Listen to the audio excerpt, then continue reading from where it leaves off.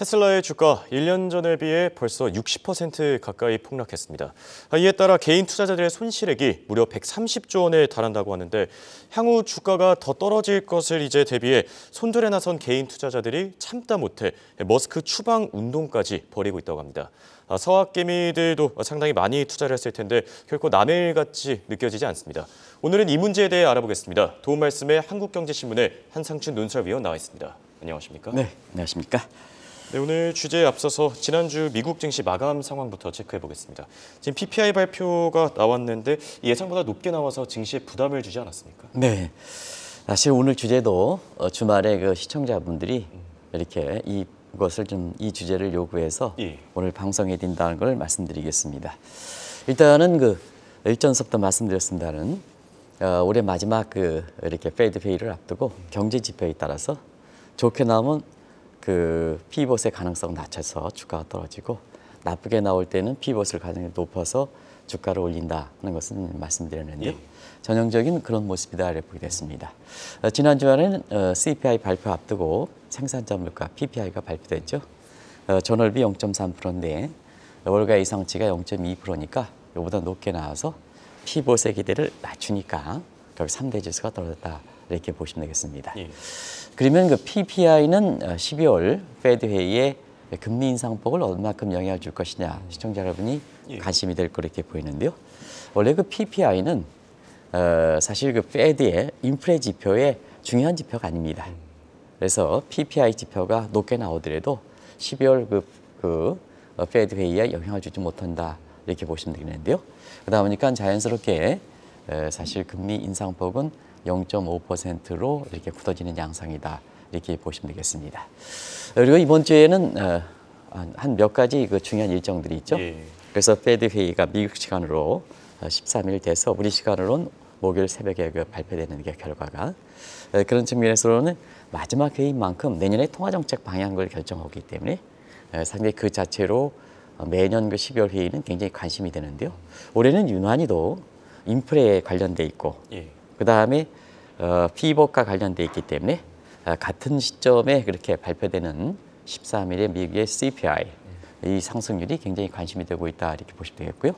그걸 받고 13일 페드 회의의 결과도 지금 시청자분이 최대 주목하고 있는 피벗에서 금리 인상폭이 얼마큼 줄어들 것인지 QT 양적 긴축도 철회되거나 규모 자체가 줄어들 것인지 인플레 타겟팅선이 상향 조정될 것인지 이런 피벗의 수단들이 이렇게 결정될 거로 보이기 때문에 주목된다 이렇게 보게 됐고요. 요즘 중국이 상당히 관심이 많죠.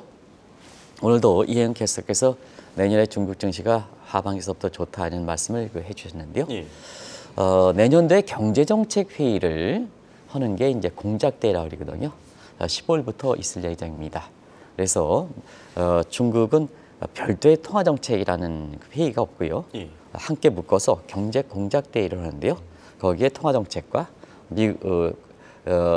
통제력이 강한 중국 입장에서는 재정정책이라는 표현도 잘 안 쓰는데요. 그냥 경제정책 방향이 결정된다 이렇게 보겠습니다. 지난 주말에 이 나스닥 지수가 하락하는 가운데 테슬라의 주가 그래도 소폭 반등했는데 이를 둘러싼 이 의견들 참 많이 나오고 있는 것 같습니다. 네, 원래 올해 내내 이렇게 보면 나스닥 지수가 떨어지면 테슬라가 가장 많이 떨어졌거든요. 그래서 하락폭을 주도했는데 이게 지난 주말에는 나스닥이 하락됐는데도 테슬라가 올라갔다는 얘기예요. 그래서 그 올라간 게 왜 그럴까? 일반 개인 투자자들은 안 샀는데 누가 샀느냐 하는 측면에서는 자사주를 매입하는 게 아니야 하는 이런 각도에서 테슬라의 이 점에 주가가 올라간 부분에 상당히 월가에서 입방아가 많았다 이렇게 됐습니다.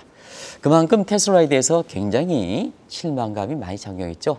아시겠습니다는 테슬라는 오중고 다들 아시겠습니다는 부담으로 장중 $500까지 붕괴되는 이런 모습을 지난주에 보였죠. 그래서 작년 11월 달이 최고치였는데요. 지난 주말에 그 주가 대비해 보면 약 60% 정확하게는 59.2%가 폭락했습니다.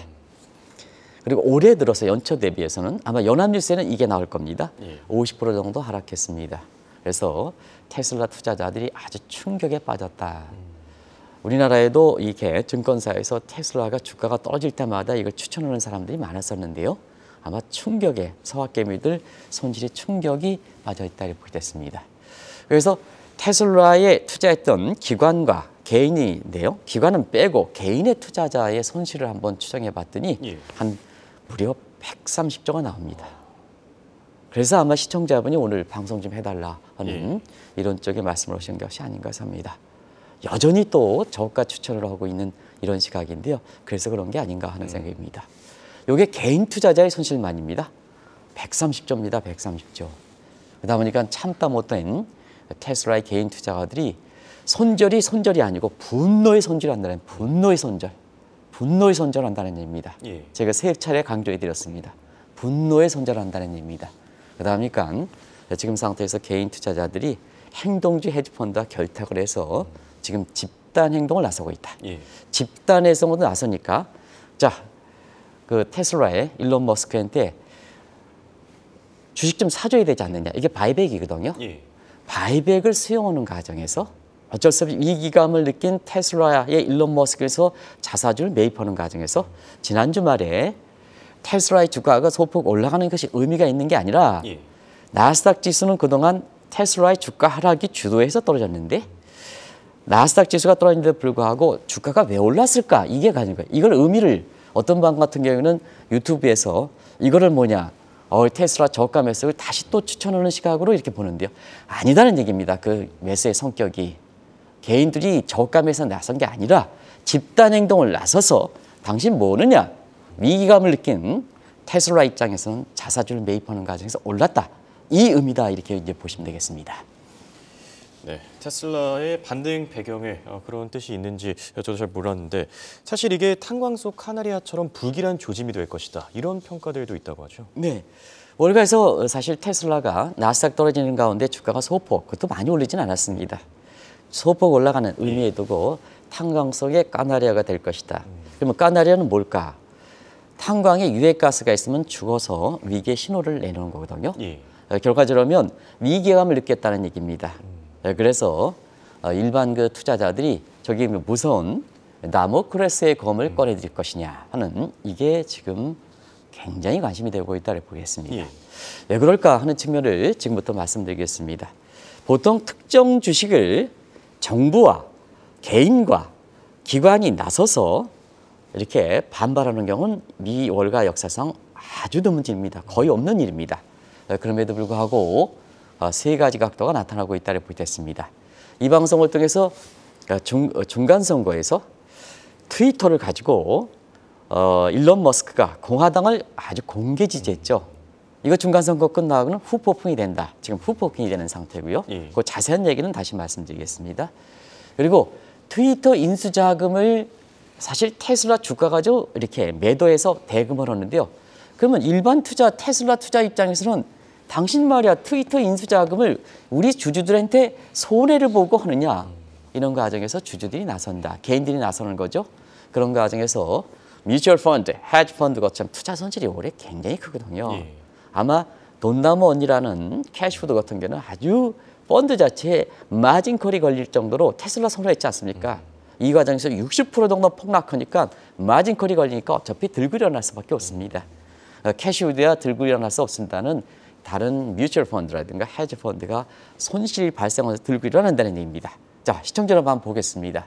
결국은 정부와 기관과 개인들이 같이 들고 일어난다는 얘기입니다. 이런 것이 지금 상태에서 위기감을 느끼니까 이렇게 일론 머스크 입장에서는 자사주를 매입하는 과정에서 주가가 올라갔다. 유튜브에서 이것이 조금 올라가니까 저가 매수다. 철저히 잘못됐다 하는 것을 좀 말씀드리겠습니다. 네, 사실 상황이 이렇게까지 안 좋아진 배경에는 일론 머스크, 테슬라 CEO가 있지 않습니까? 가장 주범이죠. 예. 내가 주범이라고 표현했습니다. 서학개미들의 손실을 생각하면 주범입니다. 그러면 이제 우리 정영국 PD가서 예. 자 바이든 대통령이 있고 일론 머스크가 중간에 있습니다. 좀 더 심각하게 좀 곤혹스러운 저 염치가 없는 일론 머스크의 그림을 좀 정영국 PD가 좀 우리 서학개미의 마음을 생각하면 너무 좀 편하게 그린 것 같습니다. 그다음에 시진핑 이렇게 되는데요.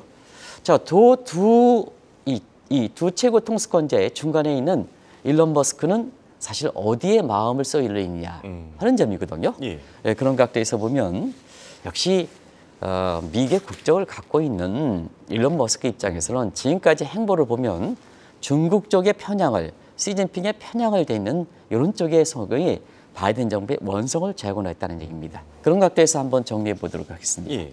작년 7월 달에 공산당 창당 100주년 있었죠. 이때 시진핑을 그렇게 칭찬했습니다. 그래서 용비어 청가에 시진핑에서 씨비어 청가라고 했죠. 예. 그때 그런 용어가 나왔죠. 예.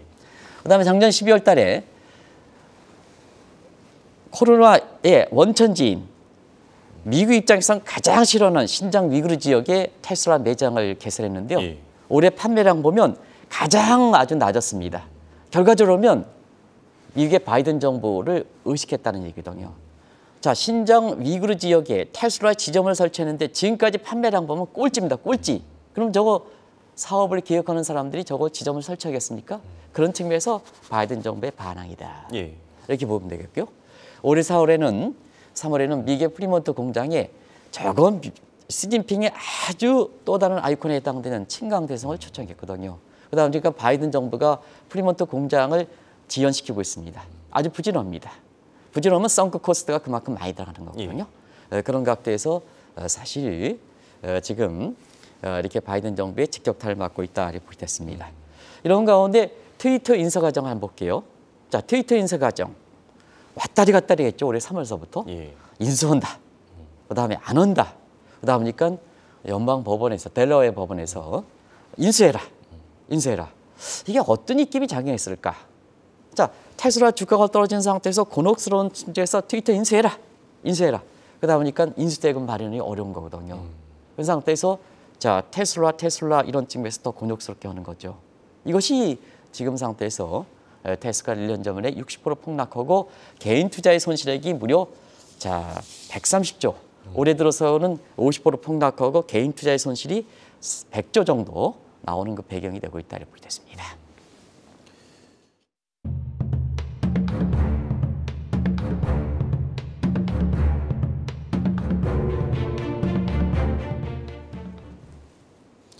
한 4개월 전쯤이었던가요. 테슬라의 주식 분할을 두고 당시에 참 논쟁도 많고 말도 많았었는데 바이든 행정부의 규제로 벌써부터 실패를 했다 이런 평가도 나오고 있습니다. 네, 올해 들어서 이렇게 머스크 같은 경우에는 주식 분할에 있죠. 3분의 1. 예.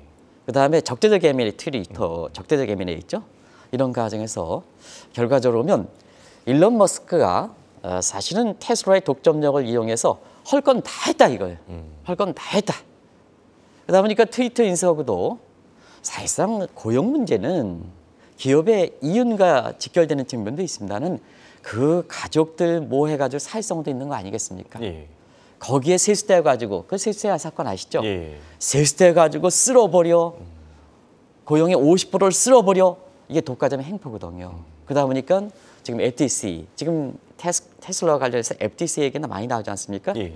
미국의 사실 공정거래위원회 협격에 해당되는 FTC에 맡고 있는 칸으로부터 직격탄을 맞고 있다 이렇게 보겠습니다.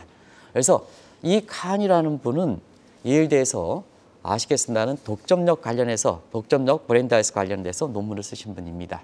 여기 직격탄을 맞은 게 지금 아마존입니다. 아마존이 올해 들어서 흐물흐물되지 않습니까? 예. 아마 아까 빵주와 관련돼서도 앞으로 주도주로 부각되기는 상당히 어렵다. 이렇게 이제 홍영커랑 이현 캐스트가 말씀드렸으면 바로 그 대목입니다. 지금 올해 들어서 이 독점력 규제에 직격탄을 맞으면서 아마존이 아주 지금 이렇게 아마존의 신화가 몰락하는 상황인데요.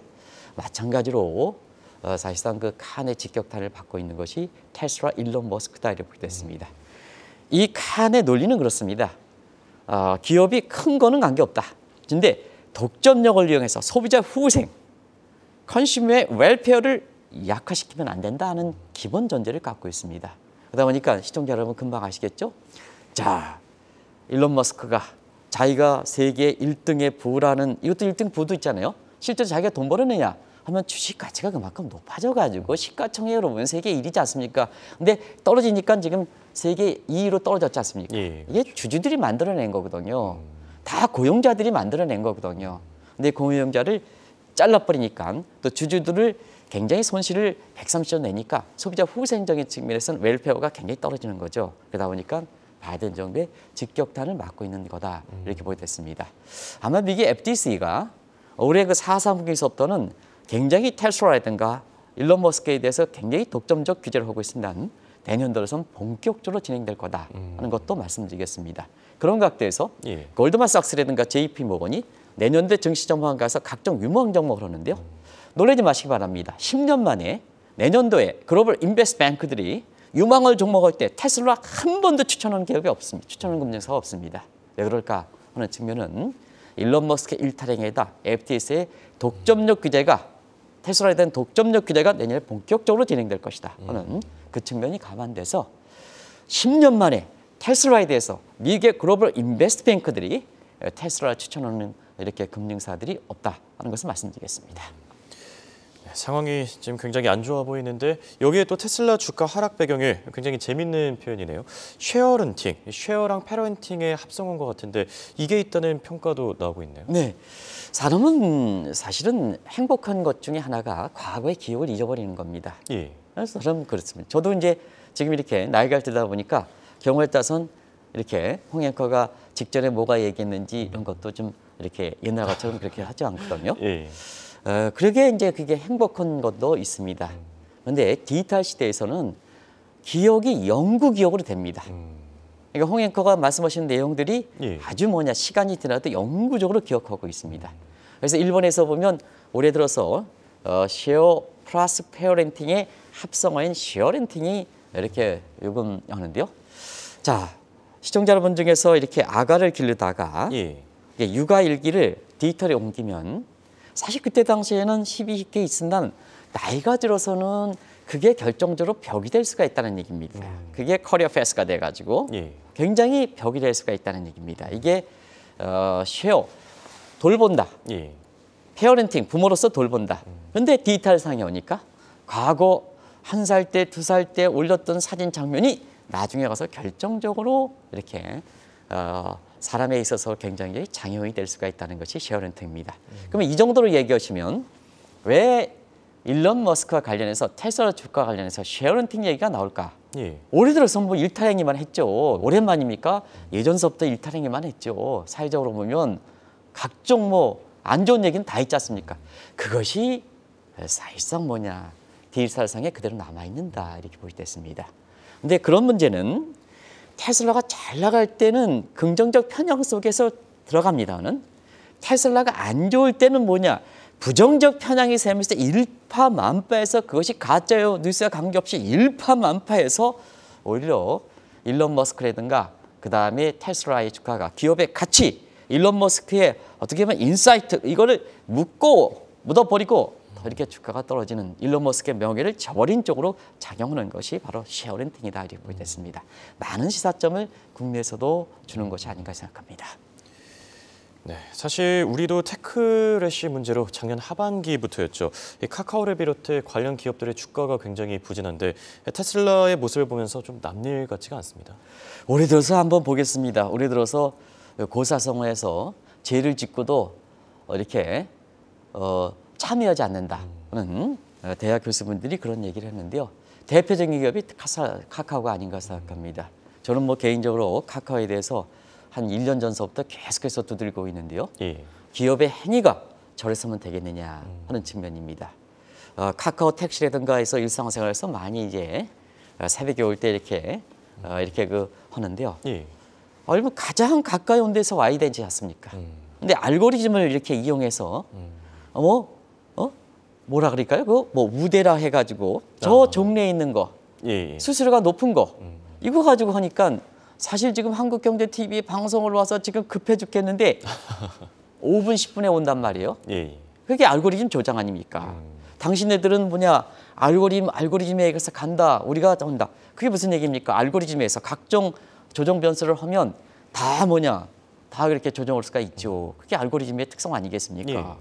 그런 측면에서 이렇게 보면 카카오 이렇게 문제인데요. 사실 이런 문제가 빨리 정책 당국에서 정리가 되지 않으니까 결과적으로 올해 들어서 대형 사고라든가 이런 게 많이 터지지 않습니까? 예. 돈을 버셨으면 데이터와 관련해서 백업 시스템을 많이 만들어야 되는데요. 한국의 카카오를 이용하는 사람이 얼마나 많습니까? 근데 화재가 났다고 해서 백업 시스템이 하니까 우리 국민들 전체 피해를 하고 뒤늦게 그거 합니까? 돈을 벌었으면 기업이 투자해서 국민들의 후생을 증대를 시켜야 되지 않습니까? 그런 측면에서 보면 저는 뭐 개인적으로 카카오 문제에서는 되게 싫어합니다. 그러다 보니까 여지없이 카카오의 주가도 뭐냐, 테슬라와 똑같이처럼 최고치 대비해서 1년 대비해서 한 50% 이상 폭락했더라고요. 예. 작년에 한 13만 원대가 지금 뭐냐 조금 소생하지만 5만 8천 원이니까 50% 정도 폭락하더라고요. 예. 시청자 여러분, 공교롭게도 일탈행위를 했던 사람들의 주가가 테슬라도 작년만 돼서 60%, 이것도 50% 이상 폭락. 많은 시사점을 던져주거든요. 다이렉트를 비교할 수는 없습니다는. 예. 그런 측면에서 이 카카오 문제도 우리나라도 동일한 각도에서 나온다 이렇게 됐습니다. 이런 현상들이 왜 발생하고 있는지, 사실 동학개미들이 투자했던 기업과 정부 이 모두에게 책임이 있다고 하는데 어떻게 생각하십니까? 네, 지난 주말에 나스닥이 떨어질 때 테슬라가 주도적으로 떨어졌다가 올라간 문제에서는 나스닥이 떨어지고 올라간 문제에서는 주주들의 바이백 요구를 수행했다는 측면 그 예. 말씀드렸습니다.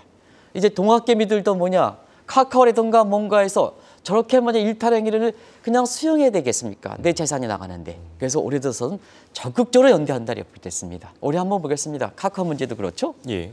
그다음에 SK 이노베이션도 그렇죠. 그다음에 LG 화학도 그렇죠. 다 물적 분할했지 않습니까? 물적 분할. 예. 그래서 중복 상장했지 않습니까? 중복 상장 했지 않습니까? 또 한 가지 더 드리겠습니다. 올해 왜 죄를 저지르고 후회를 하지 않느니까? 이거 금융사고 저지른 기업들이죠. 예. 다시 한번 보여드리겠습니다. 투자기업의 임직원들의 배신 한번 보겠습니다. 금융사고 한번 예. 보겠습니다. 올스템 임플란트, 계양전기, 우리은행 다 여기에 해당되죠. 근데 그와 관련된 옵티머스 펀드 하는 사람들은 아직도 증권사의 CEO가 있고 CEO로 있습니다.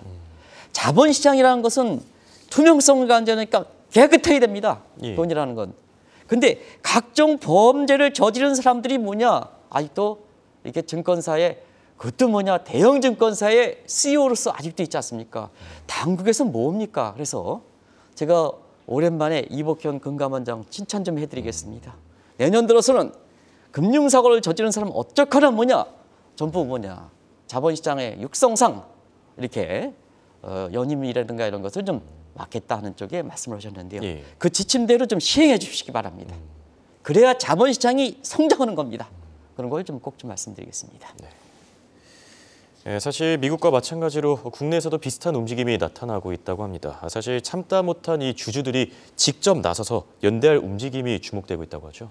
그게 이제 그 K-세이브 운동이죠. 올해 들어서 이제 이 중학개미들이 연대해가지고 시간이 많이 됐네요. 영화해가지고 많이 나온 게 작년부터 작년부터 공매도에 대해서 사실 그 연합해가지고 예. 공매도 문제에 대해서 어느 정도 좀 개인들의 입장을 좀 반영한 상태고요. 그다음에 올해 들어서는 사실상 이런 금융사고 문제라든가 이런 문제 적극적으로 연대해서 국회 앞에서 이렇게 하는, 그래서 금융사고를 저지른 이런 임직원들은 꼭 그 기업에 배제시켜라는 얘기입니다. 주식회사니까 당신네 회사냐, 당신이 창업지는 모르지만 자, 자본금이 이렇게 창업자들이 주식을 몇 프로 가지고 있습니까? 그러면 주주들이 다 많이 갖고 있지 않습니까? 그 사람 생각하면 당신네들이 주주들 배반해서 당신 나가, 이렇게 얘기죠. 그 일론 머스크가 지금 나가라는 얘기 아니겠습니까? 그게 K주주 운동, 세이비 코스트 운동이다 이렇게 됐습니다. 마지막으로 예. 금융 투자 소비세 관련해서 그렇지 않습니까? 예, 그렇죠. 오늘 한국경제신문에서도 이제 31개 증권사들이 금투세 유예. 민주당, 당신들은 주주를 생각해야 되지 않느냐 하는 점에서 빨리 좀 정리하라는 얘기입니다. 그거 하려면 내년 1월서부터 하는데요. 인프라 측면에서 각종 전산 시스템 해야 되는데요. 당신들이 정해놓고 당신네들 해주지 못하니까 이거 어떻게 하느냐. 이거 빨리 정리해달라는 얘기입니다. 예. 이제 우리 동학개미라든가 성학개미들도 적극적으로 연대해서 자, 어떤 회사가 오너가 있지만 오너 지분이 몇 프로입니까? 근데 일반 사람이 다 기업에 상장시켜서 공개시켰습니다. 90% 이상이 개인 투자갑니다.